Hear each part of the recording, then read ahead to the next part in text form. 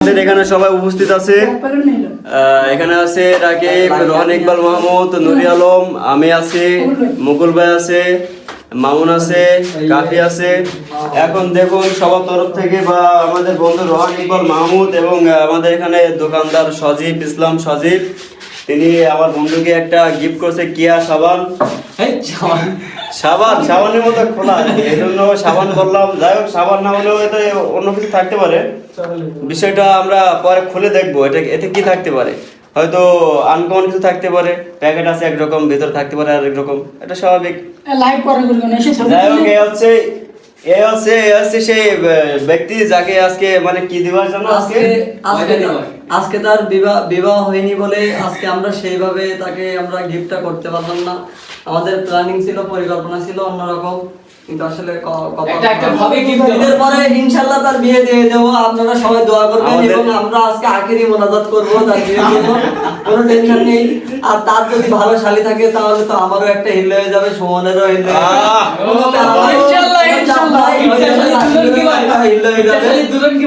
একটা হিল হয়ে যাবে।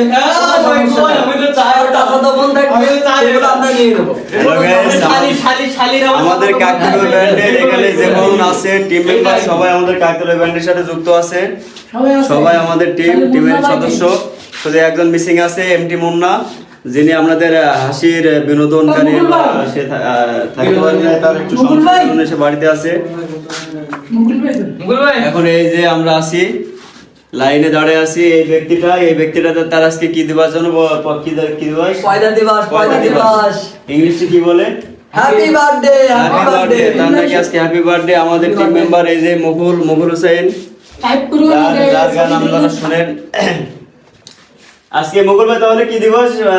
নুরি আলমের হ্যাপি বার্থডে দিবস। আজকে তার হ্যাপি বার্থডে